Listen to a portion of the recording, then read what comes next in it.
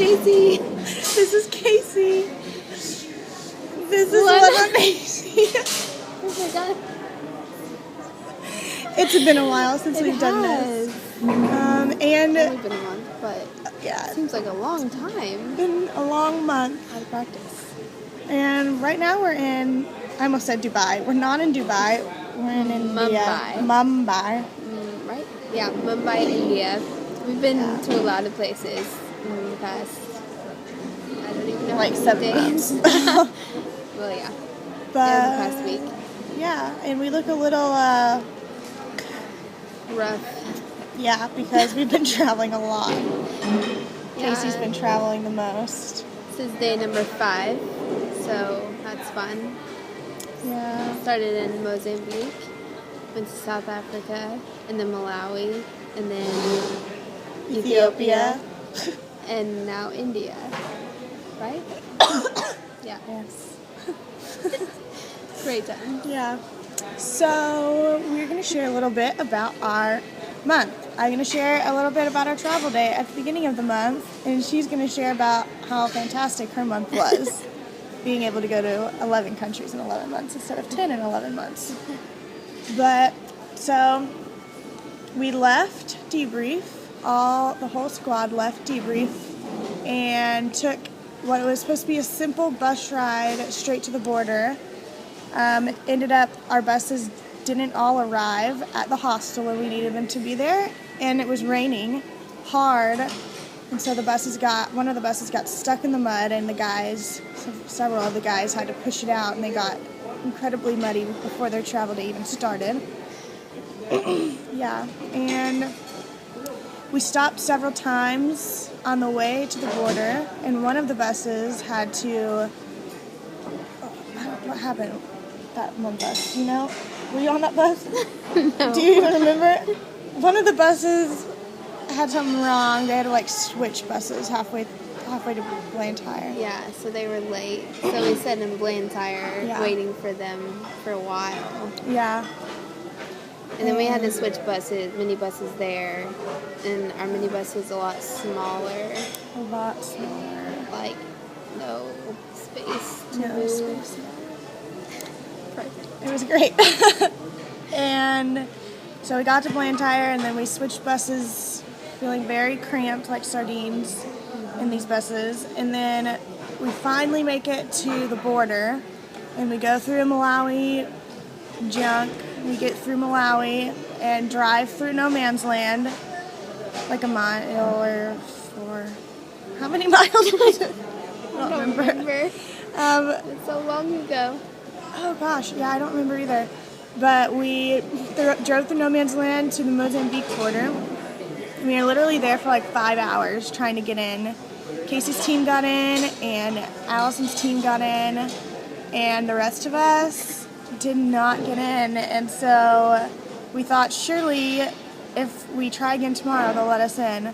So we went back through no man's land, back to Malawi, got stamped back into Malawi, and we literally set up our tents inside the immigration building at the border. And some lady, I don't know how we found her, I don't know, but she provided food for us. That's nice. Yeah, her name was Ruby. She had a restaurant. So, well, we paid for it, but she cooked us all food at 9 o'clock at night.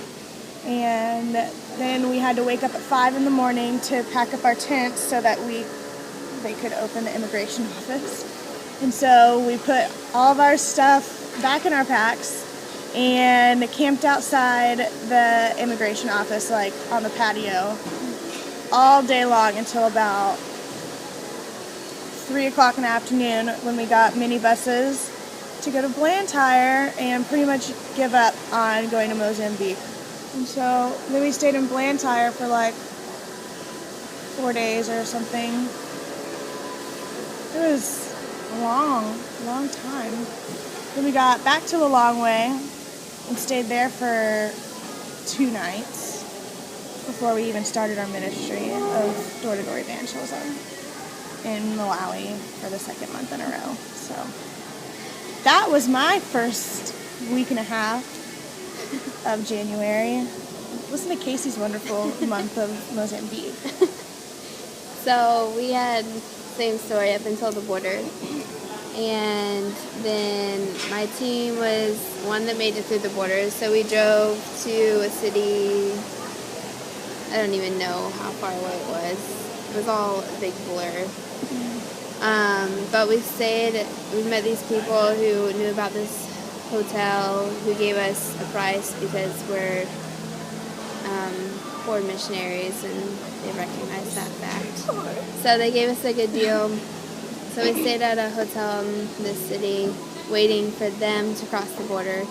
So we ended up spending 2 nights there, and then they didn't make it. So then we finally went on to our ministry, which was amazing. We spent the month at Kadesh in Beira, Mozambique.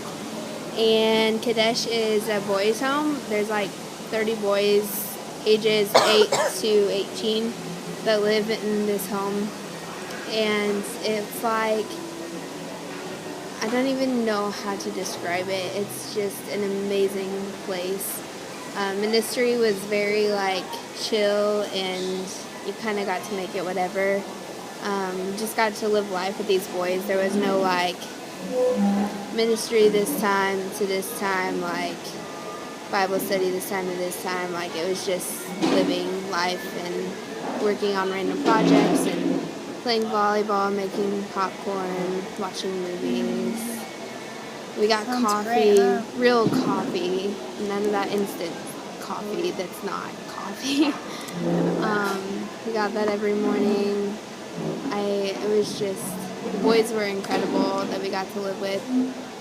I was actually, no, I wasn't there, but one of the reasons I signed up for this, this is sad, but one of the reasons I signed up for the route that we were on is because I heard about that ministry in Mozambique, and I was like, I want to go to Mozambique. And I'm sad that I didn't get to go to Mozambique or go there.